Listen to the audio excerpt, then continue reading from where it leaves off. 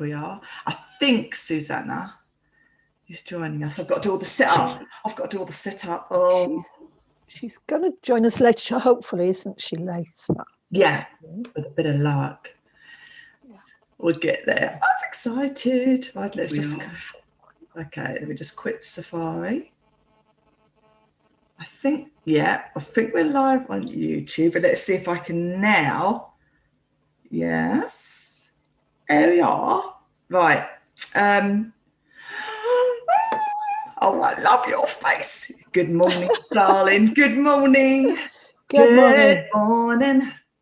Right, I've got to get to my channel. Go to Now Coach. Oh. Come on, Dan. You can do this. Right, share. Share, copy link. We can do anything. We can. We flipping well can. Right. Right, so let me just write therapy talks unity. Okay. And then paste. Post, I think. Yeah. I think I'm posted.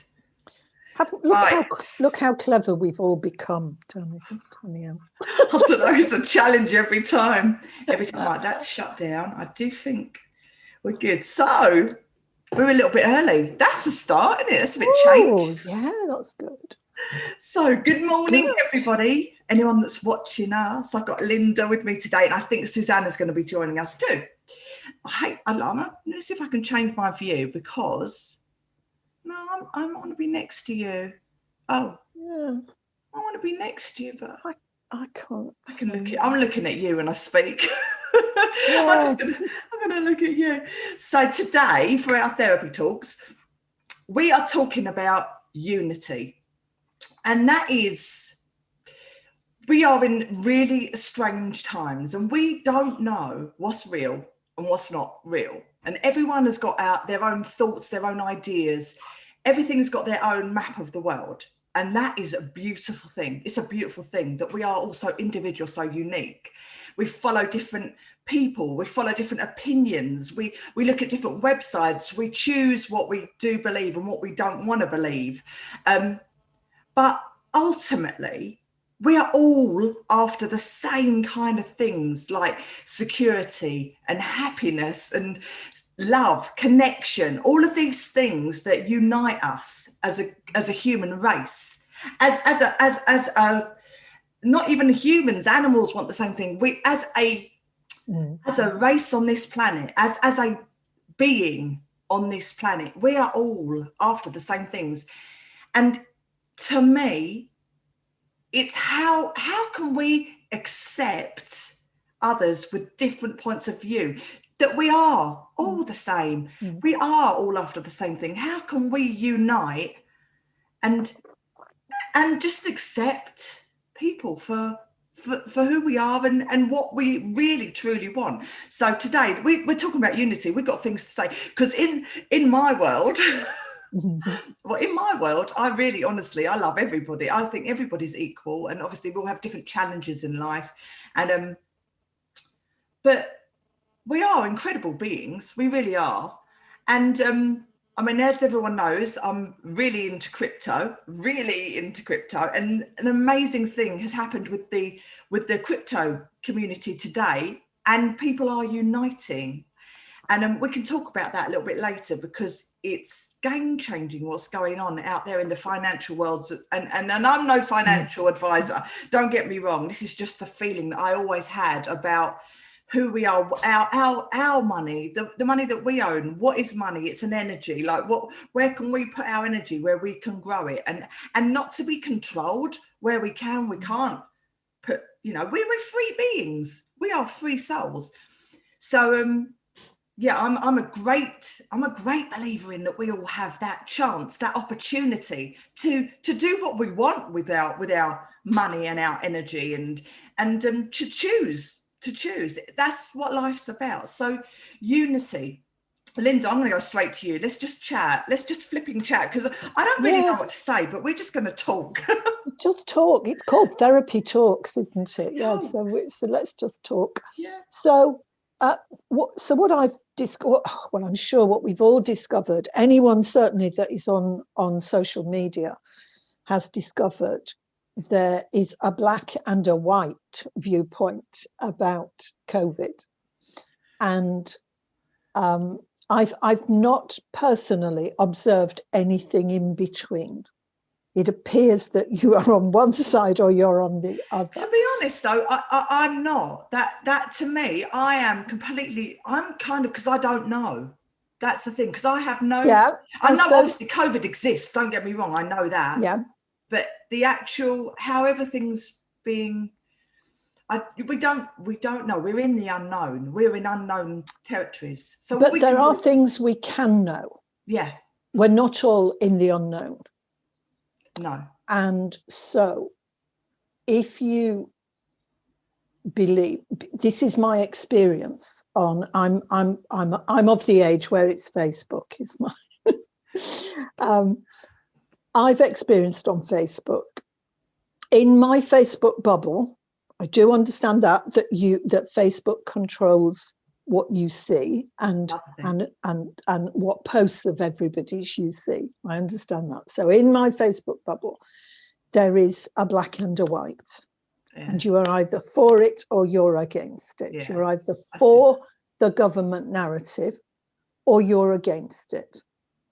And what I've learned from this is that it's banging our heads, both sides, we're banging our heads against a brick wall if we just lurch on there and go, you're wrong, this is it. And believe me, I went down that road at first.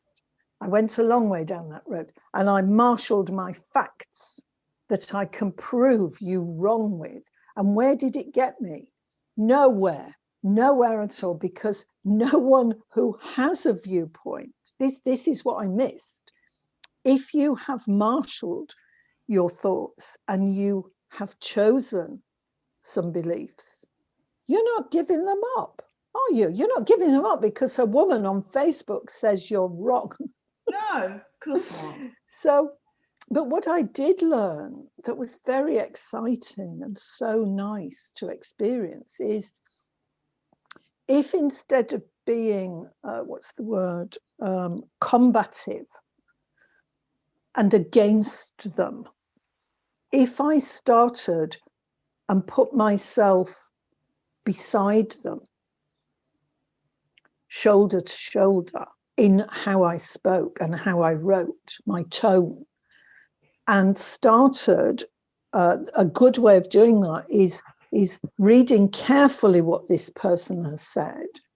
So make sure, don't just glance and think, oh yeah, no, she's against what I believe, but actually just read properly what she's saying. And then find something that you are in unity about, because there will be a small thing, even if it's only, oh, you're right to be concerned, yeah. So find something to say you're right about. And then what I have been doing is saying, yes, you're right about blah, blah. I see that. But what I'm also concerned about is this. And then I would put a bit of my viewpoint. And every time that I do that, if I remember to do that, every time there is an understanding develops between the two of you. What it seemed to me is like, by me choosing to approach the conversation that way, I could eventually get to actually writing about my wildest views. Yeah. And it would be accepted. It would not be rejected, I should say. I'm not saying it changed anyone's mind, no. But because they had their viewpoint and their concerns, and I had mine. But it built a bridge between us, yeah, where we could both be pals We could say, yes, I know. Yes, I know that is a worry. But look what I'm worried about. Yeah. And my worries are loss of freedoms and so on. And if I'm choosing to look to change somebody's mind, then their worries are the virus. They're afraid of the virus. We're both afraid of something. That's right. That's the unity right there. Yeah, and when we've come together in this wonderful place of being able to express our views without attack from each other, then you feel as if she's your best friend. She's marvelous, says Margaret, whatever it is. Oh, how wonderful this is, how absolutely wonderful. And there's that kind of joke, isn't it? I've seen it as a cartoon. The wife shouting down, Fred, are you coming up to bed? And he's on the laptop. He said, no, not yet. Somebody's wrong on the internet. Oh, bless. There will always be somebody wrong on the internet, won't there? But what it taught me, it might be shocking to some people listening in that I didn't know this already, but I didn't. I came from a very combative upbringing.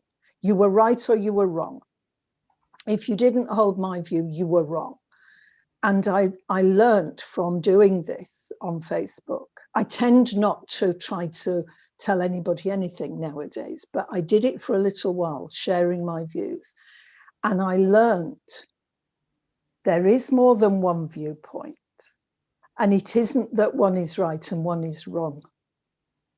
There's room for more than one viewpoint, isn't there? Yeah. So from that basis, we can stay it's like kind to each other. That's right. Can't we? Kindness. And it's respectful. Like in any situation, say with relationship counselling, you always go to find that common goal, that common viewpoint that you can let the couple look through perspective and see through each other's eyes, and that there is a shared goal. And the thing is, everyone in this planet has got that shared goal of love. And if you're fighting something against the flow, it's like pouring petrol on a flame, it's just going to go spark.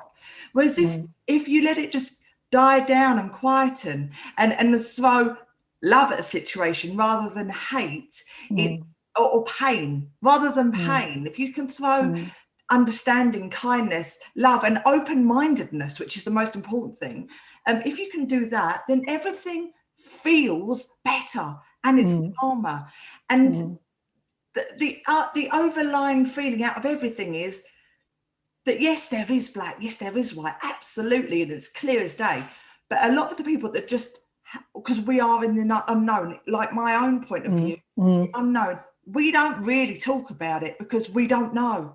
So I can't say this is what you've got to do. I can't say that because we're in the unknown. All I can say is, how does it affect your world? What can you do to change things in your world? Can you accept the fact what's going on, to look through the eyes of acceptance? And others aren't going to have the same point of view, but can you look through their eyes and see how they're feeling, understanding, and those of us that are anxious about losing our freedoms, and I'm not just talking about the freedom to go and get a coffee, I'm talking about more serious freedoms that are being eroded. But those of us that are anxious about that, it's because we have a viewpoint, a standpoint of pro-choice. But pro-choice works for the other people. It needs to work for the other people too, doesn't it? Of course. It's not only pro-choice if you think like us. No. No.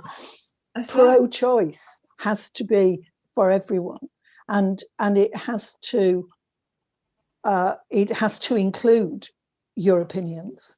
See, at the moment we're in the middle of this thing. We're in Changeville.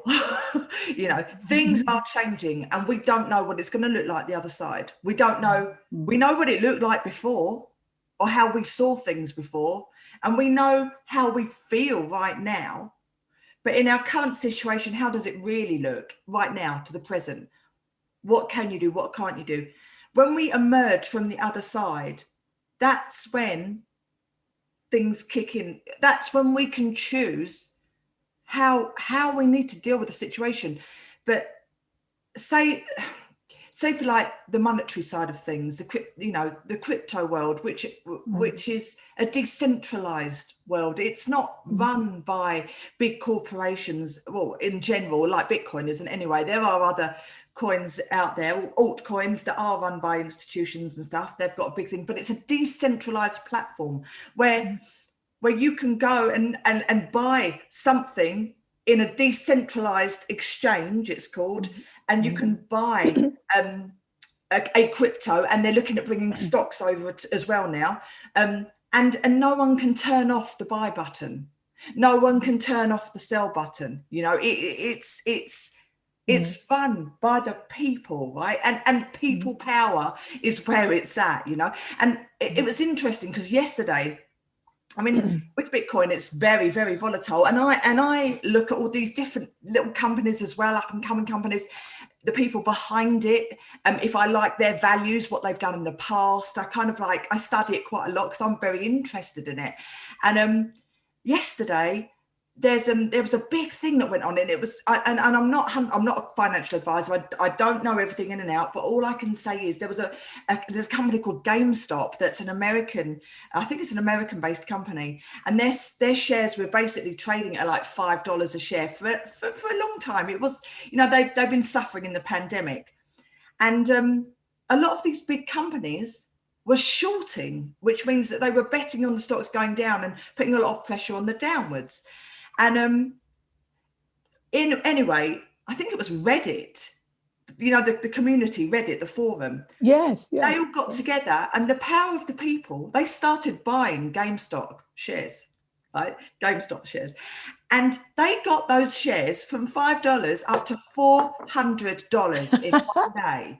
Well, the institutions couldn't stop shorting because they were in a short position, so they were betting on it again, so they had to keep adding to their shorts, right? So they ended up losing 70 billion yesterday, right? These big corporations. And some of the big exchanges, including Robinhood and a couple of the other massive big exchanges, they stopped the trading, the buying of GameStop shares. So they were didn't you say you can't turn off the buy or the sell button? You can't. But no, that's for a decentralized exchange. That's for crypto, right? There's different exchanges where. Oh, right. Yeah. These are exchanges So this was just in the normal stocks and shares. Yeah, the normal kind of exchanges where you buy and sell stocks, basically, right? Run by the big corporations, the big people, the big whales, the big money people. And they stopped people from buying it. They turned off the buy button, so all they could do is sell it, right? So they are dictating to people where they can and can't put their money. Where they can and can't put their money. The whales losing. Yeah. So that is appalling, isn't it? That's appalling. And where's the community in that? Well, the Reddit community just brought out. But now, because of this situation, people are now looking at decentralized exchanges where stocks can now be put onto those exchanges as an address. You know, it's all kind of changing over. A lot of changes happening, and people will be able to have the freedom to buy and sell what they want when they want to. And Elon Musk, who I love Tesla as well, I'm another massive fan of Tesla, right? He tweeted out this morning, this is just brilliant. He tweeted out, he's changed his little thing at the top saying #Bitcoin and wrote it was inevitable. Or in the end, it was inevitable. So he's tweeted that out to 43 million people, right? And he'd never got really involved before. You know, he was playing it as a little bit of a joke, but like he really got involved yesterday. Just one tweet, and the price just shot back up again. It was really mad. So yes, it's a volatile market, but it's a market where we have well, you people are uniting. And the thing is, it's a choice. It's like we have a choice, and people don't understand. But just because you don't understand something, it just means you have to research it a little bit more. It doesn't mean that you can't. It doesn't mean you can't, and it doesn't mean it's wrong. No. It doesn't mean it's bad. Nothing or there's something dodgy about it. No, and everything's getting legislated. It's all completely legal. You know, it's all completely, and you know, it's just different. And change is a constant. Change is constant. And what's going on around us is change. But we can create our own changes too and unite, because as a people, we can do anything. Together, we are so powerful. You know, and that is a beautiful thing. Together, yes, together. As an individual, we're not against the state, not against the centralized organizations. One person is not, are they? But together. You know, this is something. I mean, we've become. Perhaps we need to change in a minute, but we've become a bit political now. But you know, there's talk about the 1%, isn't it? The 1% that own nearly all of the wealth in the world and everything. Well, what about the 99% of the rest of us? It's 99 to 1. Why are we not more powerful than the 1%? Yeah. We are very powerful. So we are, especially in community. Yeah. So finding unity in community, that's quite funny, because unity is in the community. When you look at it like that, it's in the word. And our words have power. Our words are magic. You know, we are what we say we are. We are a community. So we just have to find that unity inside that community. Yes. And it's, how would you suggest that people can find that unity? You've already talked about it, like before, like with how you did the last situation. Yeah, I think so. What comes to me is, I think it's really important to sit down with a pen and paper and work out, find as you consider, what are your values? Because in the hurly-burly of life, and in the moment, in the Facebook moment where somebody's wrong, and in the queue in the supermarket where somebody's doing something you think is wrong, it's very easy to not live by your values, to be reactive, isn't it? And so if we want to be, and it's imperative we are all in unity, because, you know, divide and conquer, otherwise we are weak, if we are divided and if we are against each other. It's imperative we are not, because we will not survive this time as well at all, in either politically or socially. We will not survive this time as well if we are divided. We will be weak and worth nothing by the end of it. And it will be horrible, as you say, it will be horrible. It feels horrible to be against other people, doesn't it? And I'm sure amongst our values, when we look for what they are, and if you're not sure what values are what you stand for. What do you stand for? And what, when you're in your calm mind, what comes before anything else? Now, we can be triggered into not standing on that thing at all. So if you are not sure that what values there are to choose from, there are loads of values to choose from. You find them on the internet. Find a list of values, and then what's important is to choose. You can't choose too many. These are your important core values. Core values, yes. We're looking for your core values. And you can have different values in different aspects of life. So you can have values that apply to your parenting that don't apply to your business, or that don't apply to any other part of life. You can have values in your marriage that are slightly different. So you're looking at an aspect, and I suppose so. The aspect we're looking at here is relationship to others, and that is the people that are not in your close circle. Because we're usually we're nice to our friends and we're nice to our family, aren't we? So we're looking at people outside of our tight circle, and if we look at that relationship to others and our intentions towards others, then we can choose what's really important. And it's no good choosing values that you're a bit wishy-washy on, because you won't stand on that at all. So it's the important ones, and you might choose respect. You might choose kindness.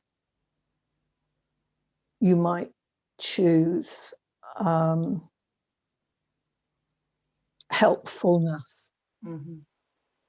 And there's others. There are others. When you've chosen them, then it's important to put them in order. That's right. So what is the top one? What comes before? What if there's a clash? So what's it? So what have we got? So we've got respect. So what if your neighbour is being rude to you? What comes first? Respect or kindness? Yeah, that's right. Kindness isn't everything for me. Yeah. What will when you think about it and think about those kind of situations, there will be one trumps the others, won't there? That's right. Yeah. So because you may feel, I can't respect her. How can I respect her? Because look, she's called me this and called me that. She's called me these awful words and she's shouting in my garden. I can't respect her. But you can be kind. That's exactly right. That's so good. Yeah. That's so good. So it's like putting the blanket on the fire again. It's like, yes, yeah. It is. And can I just say what Danielle says about how she is and how she treats people? Can I say she is not exaggerating? She is the kindest, most loving, most respectful person I deal with at all. And you're never afraid. We have a message. We have a group on Messenger, so we can message each other. You're never thinking, oh, I don't know, Danielle might be a bit upset about this. And maybe Danielle sometimes is upset about things, don't know. She will not let you know. She's always got a smile. She's always got kindness and love to present to you. Thank you. Is all she ever presents. It's not a fib, and it's not a kind of facade either. Oh, you're so lovely, Linda. Thank you. Oh my God, you're so lovely. That's so kind of you to say. The thing is, I honestly try and be what I want to see. I just am me. Yeah. There's no point, like, in the more negative that we become, the more we attract that. And obviously I'm human. I have bad days. I do, like when I'm just like hormonal because I'm 21. Yeah. You know, but exactly. We don't want to see ourselves at our worst. It's not what we want to see, is it? And when we're calm again, it's not what we wanted anybody else to see of us either. It's like I know when I'm being like a moody whatever, and I'll pull my socks up because I think, hold on a minute, why? What can I do? Like, I normally, when I'm in those hormonal kind of like kind of thing, I'm too zoomed in on a situation, and as soon as I zoom out on that situation, everything just changes in light of that. You know, it's such a powerful technique, and the thing is, we have no control over anybody else. That's the thing. It's recognizing our control is only over what we can do. So there's a thing with this, this poor neighbour that I've made up. So with this, in that situation where the neighbour is being abusive, or somebody in a supermarket queue or wherever it is, or somebody at work, we cannot control them. No, we can't. So what can we control? We can control ourselves. That is all we can control. We can't stop them. If we do the same back, it won't stop them, will it? That's exactly right. The thing is, everybody's got their own stories, right? Everyone has been brought up differently or had experiences that have made them who they have become, and with the view that they've got of the world. Everyone's got that, and that is just something that we won't ever know. We don't know what people's stories. So we can see through their eyes, and we can step into their worlds and imagine, so what are they thinking? But we don't know the full picture. We don't know the full picture because that's theirs. So how we feel better if we're in a situation where we're in a supermarket and someone's not wearing their mask and they're kicking off at the security, say, I'm just making it up. The security because they're being told that they can't do something. So through their eyes, it's a frustration. It's like a freedom, a challenge of their freedom. It's a challenge of what they want to do. It's like everyone else is stupid and I'm so that's their eyes. But through our eyes, looking at that situation, it's like there's one person there. Why won't she comply with everybody else? Why is she so different to everybody else? So there's the challenge. But what we can't control that situation, but we can control our kindness, exactly like what you said, and just look at it through different eyes instead of the penetrating kind of angry eyes. Like everyone's just got a story. And until, there might be other areas in their life that this pattern emerges and, maybe it is a lack of freedom. Maybe they're not free at home. Maybe they weren't free growing up. Maybe that's restricted and everything they've got in their life, they fought for to get to this point, Yes. That's it. And that's their way. That's all they can do. Oh, I like that. That's their way. And so so there's two things here, isn't there? So shouldn't we allow others their way of coping with life at the same time as improving our way? Yeah. And whether they improve theirs or not, but then there's modeling people. And I always teach my clients that you are training people how to speak to you, how to treat you. You are training them. So if you dive in and shout back, they think it's okay to shout at you and abuse you because you're doing it back. So you're playing that game. So that game is all right for you. Right. If you choose instead to offer kindness when you're able to, then what you're doing is modeling a different way. And if you constantly model that way, it may make a difference. We don't know. I'm not talking about abusive relationships here. I'm talking about normal everyday relationships. But it won't work. It won't work in an abusive relationship because that person has a problem. Yeah. And then you would have to look at maintaining your boundaries. Yeah. But maintaining your boundaries doesn't have to be rude either. No. We can maintain because we don't want the neighbour shouting, and is she going to shout tomorrow? What are we going to do about that? So what you'd do about it is you'd walk away. You'd say something kind, leave that there, and then you'd walk away, so that she is trained to know that if she speaks to you like that, you'll be gone. She won't have you there to speak to. So I live with, for those that don't know, I live with my daughter. She's a great strategist. She's an absolutely expert strategist, and she's got strategies for life and strategies for relationship and everything. And she's got me trained now, and she will say, if I've got excited about something and have got a tone of voice. Now, in my head, my tone of voice is not aimed at her.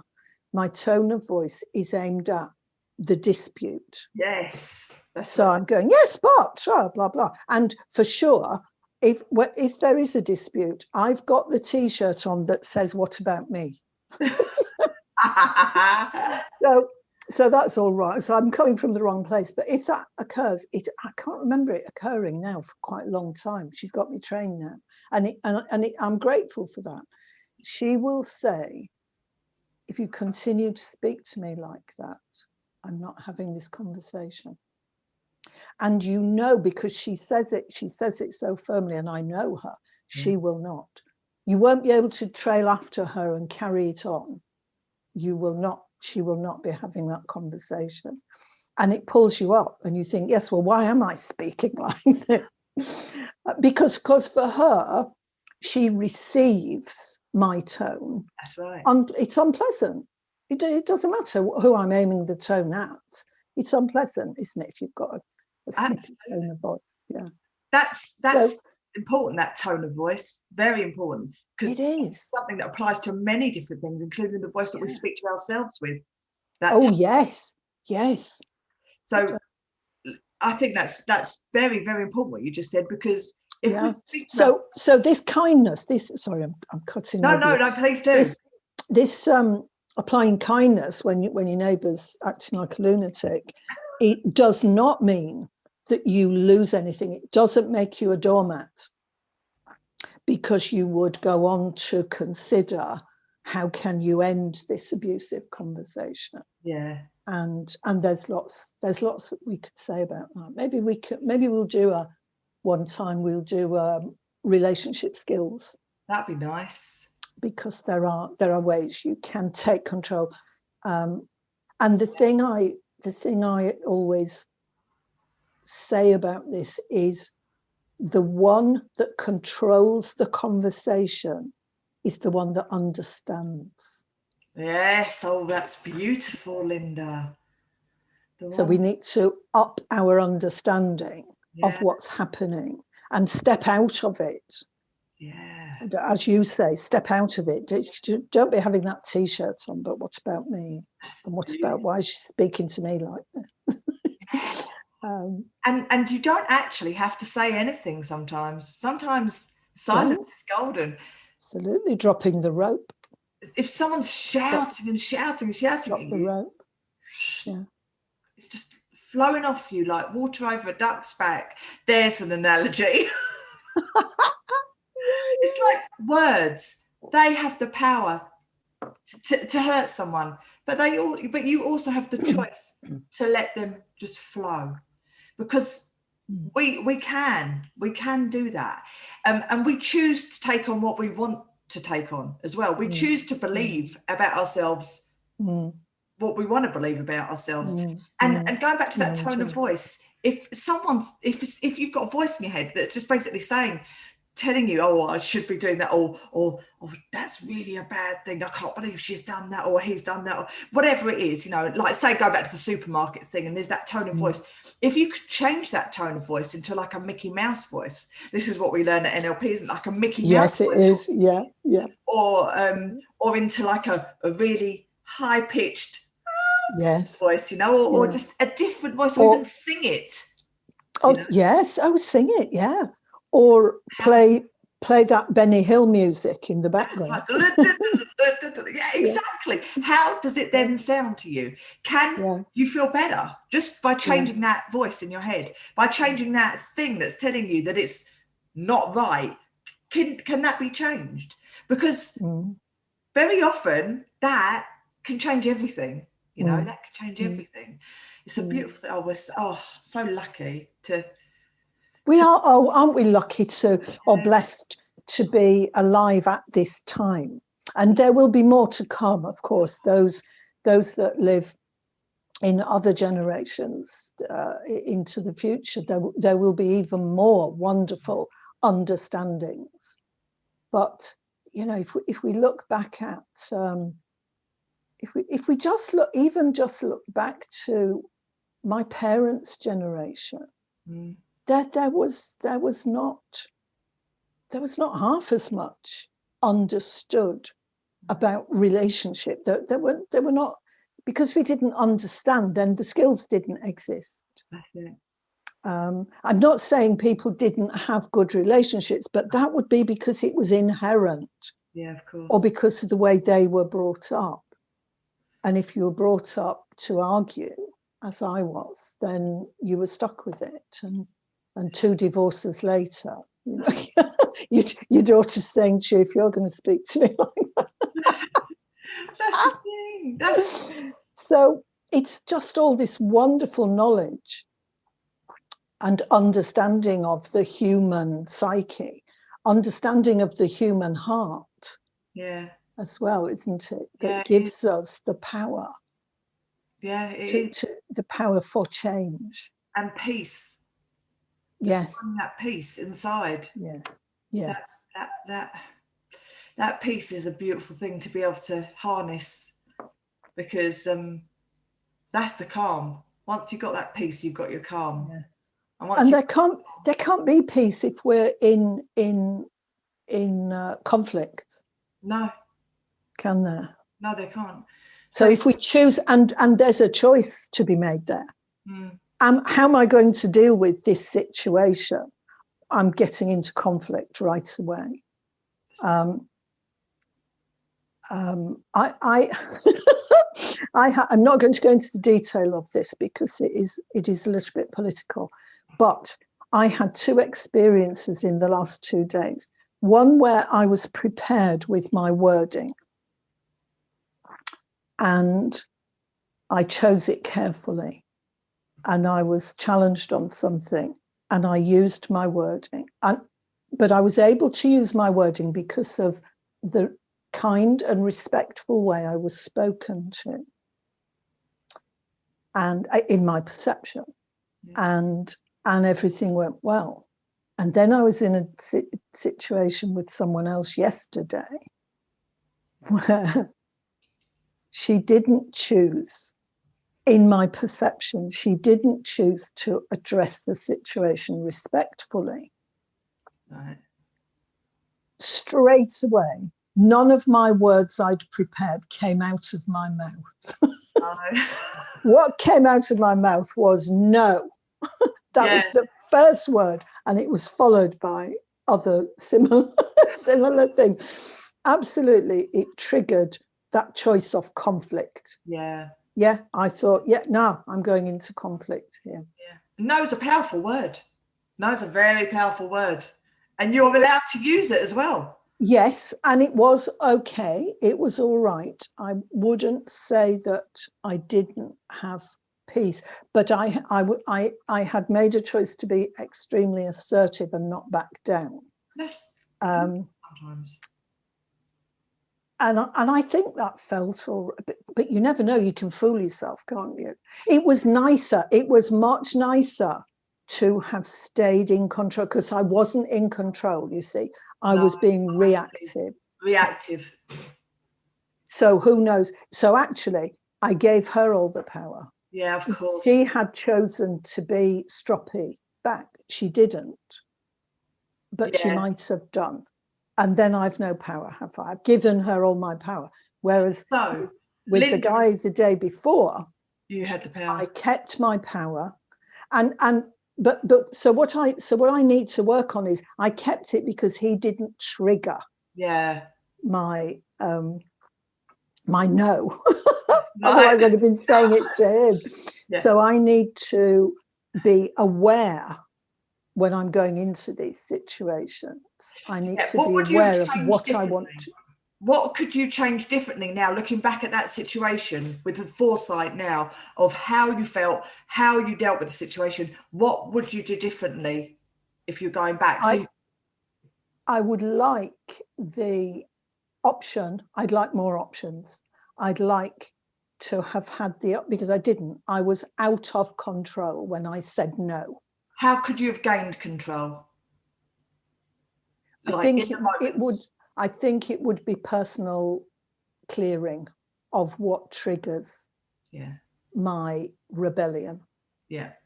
Because for me, that's what was triggered. No, I will not comply. Could you have done like a breathing technique No, because the moment was, I had only one option. You know, when something's triggered in you,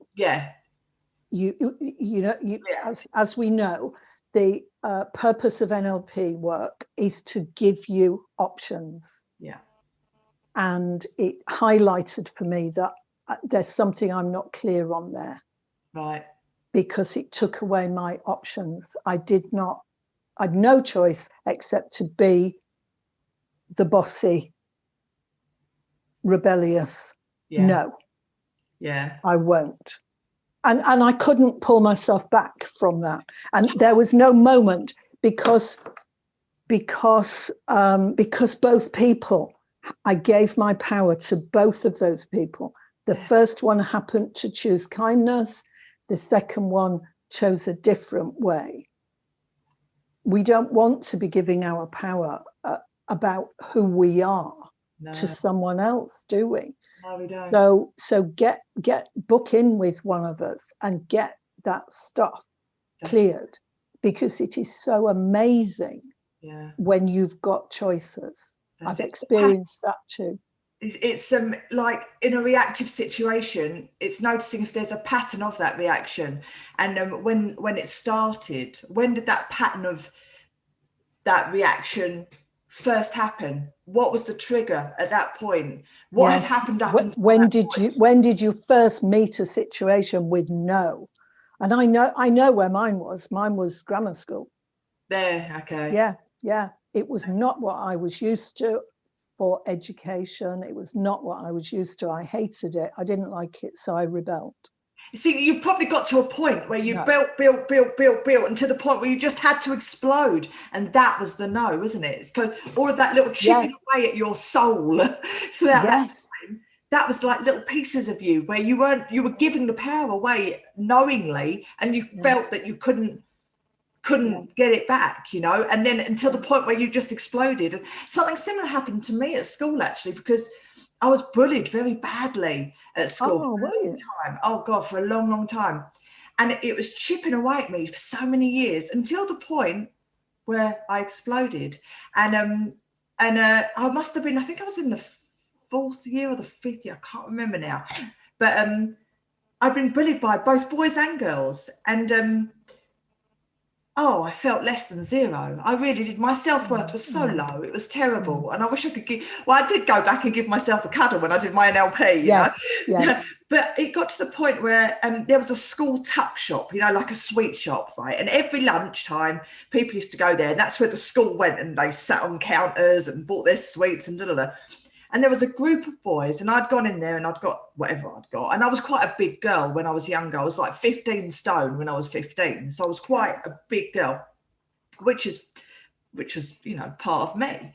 And I came out of the school tuck shop, and there was a group of about 7 guys that were the bullies, and they all started on me completely. Right? They never physically attacked me. They were all very verbal. It was awful, really awful times. And that was the point, and I snapped, and I went up to him, and the ringleader, I grabbed him by his collar, right, and I lifted him up because I was quite strong. I lifted him up from the floor, and I chucked him, and I said, "Right, who's next?" Like, honestly, this is me. This is me going back. It was your Jack Reacher moment. Honestly, but I could have done anything in that point, because that was my no. That was my snap point, and I'd had enough. I didn't care. I couldn't care less what anybody had thought of me. The whole school touch up had come out at this point, was looking at me, and I'm doing this, and I was just in my own world. I was like, no more. But do you know what? From that time, they all backed off, and they all went away. Oh, yeah. And from that day on, I never got bullied by those boys again. Never. No, Never. no, they wouldn't take you on. No. I empowered myself. But do you know, it took me all those years till I learned my NLP to go back and give myself a hug and tell myself I was worth it. You know, this isn't dependent on what others think of me. I don't care what others think of me. It's how I feel about myself. That's the important thing. So, Carl, sometimes those moments are really important to be able to just do it, because that's your fight back. That's your fight. You know, but it's also very important to just go back and notice that anything leading up to that point isn't relevant really in the greater scheme of things, and that you are worth it, you know.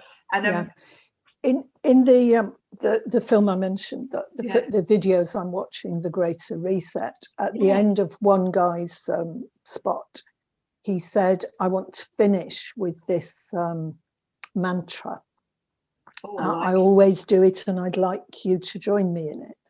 And he said, just say with me, I am powerful, I am beautiful, I am free. Nice. Isn't that a lovely? Yeah, it's true. Lovely, empowering.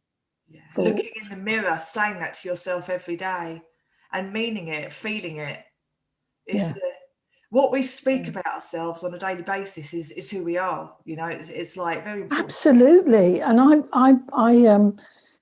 I have a free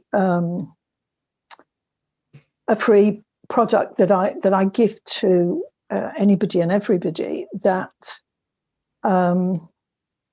I've called Managing Your Mind and Mood, and it is managing those voices in your head. Because the first thing is, I think a lot of people believe one of two things. They either think it's themselves, so they think it is, it's me sorting things out. Oh, you've done that wrong. What a silly thing to have done that. And therefore they feel that they need to keep that because that's going to keep them on the straight and narrow. It's not, of course.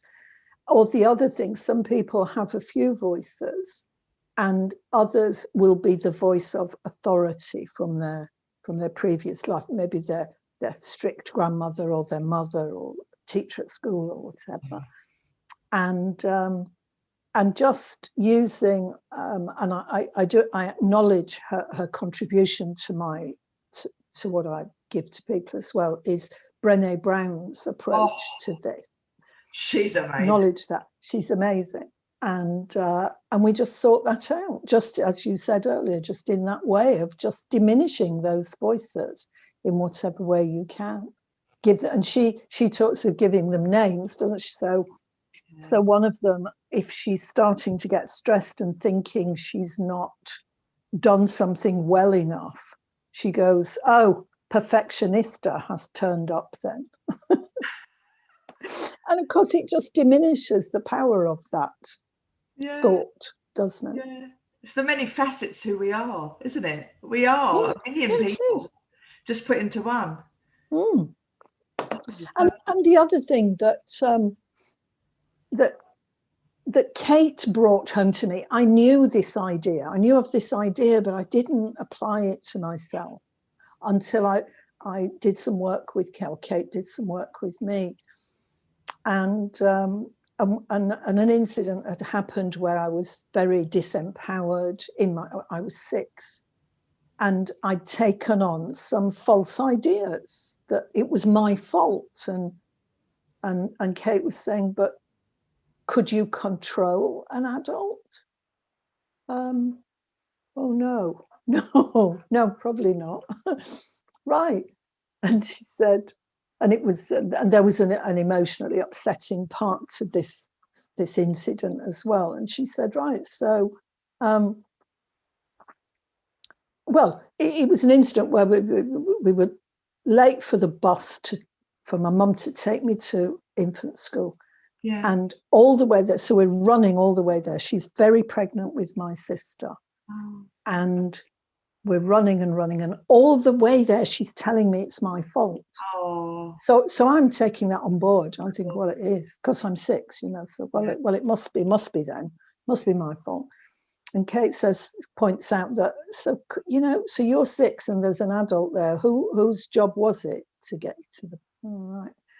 So so in the end she says, so right, so here we are. So his 6-year-old Linda, she can control adults. She can make them do the right thing.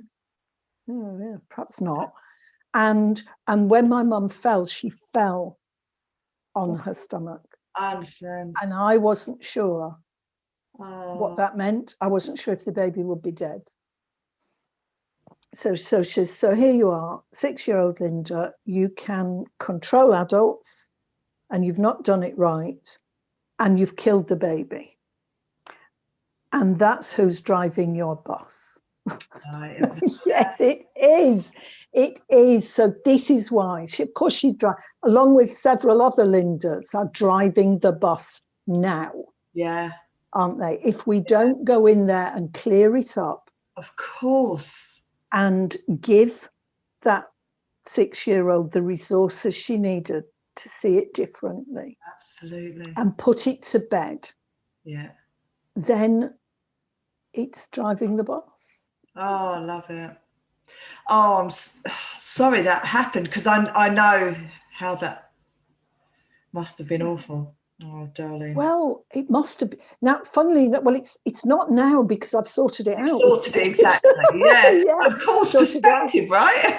Yeah. So now I can't feel. I don't feel that awfulness. It just is a story now. Oh, hey, look what was in my history. It's just a story. The story of my history. See, his story. The story. His story. Oh yeah, his story. See, our words. I so love words. Oh my gosh.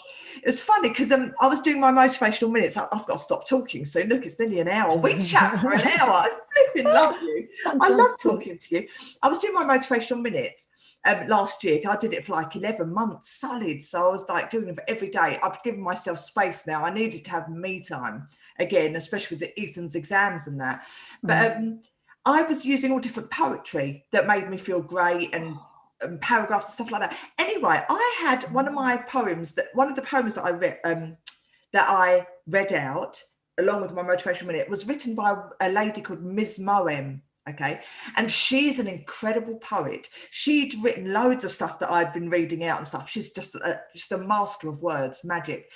And 2 days ago, I had a comment on my YouTube channel by Ms. Moem saying this has made me, I know, I can't believe it, saying this has made me well up. It's spoken so beautiful. Thank you so much for sharing my poetry. And I was like, oh my God, she's found me and she's replied to my motivational minute. And I just spoke back, I said, oh my God, I can't believe I said, I think you're incredible. Like, and she was like, oh, you're making me well up again like this. Anyway, she shared my motivational minute on her YouTube channel. And she said, this has made me well up. And it just shows you that something so small that we're doing on a daily basis can have such a wide-reaching effect in a greater picture as well, you know. And unity. Yes. No, we are one. We are all together. We're bringing that energy together. We all carry within us the same life force. Yeah. It's the same. You haven't got Danielle's life force and I haven't got Linda life force. It's the same life force. And it's that life force that makes us unified if we don't fight against it. Oh, I love that. Listen, but I'm gonna wrap things up. Is there anything else to say? I think we've covered a wide range of things today, haven't we? Which I hope is helpful for people. Yeah, I hope so. Yeah. United we stand, divided we fall. Absolutely. Maybe we'll end with that mantra. Maybe that's what we'll do. If you'll end it. So I'm going to say goodbye to everyone watching. I hope you got value from this. And every week it's a pleasure. And like Linda, you're just incredible to be with anyway. So I'm just glad that I spent it with you. And yeah, please share, like this video, and share it amongst anyone that you might find may benefit. Share it with everybody. Yeah, come and join us on our channels as well, and ask if you need help. We're here for you. And Linda, you can finish with that lovely mantra. Okay. So as you're listening to this, just put yourself in a place. You can pause the video and put yourself in a place where you're not afraid to speak out loud, because the mantra is more powerful if you speak it, because you hear it as well as it's in your mind and in your mouth. And then let's say together, I am powerful, I am beautiful, I am free. Beautiful. I am powerful, I am beautiful, I am free. Magic. Magical. Right. Goodbye from us on that note. Have a wonderful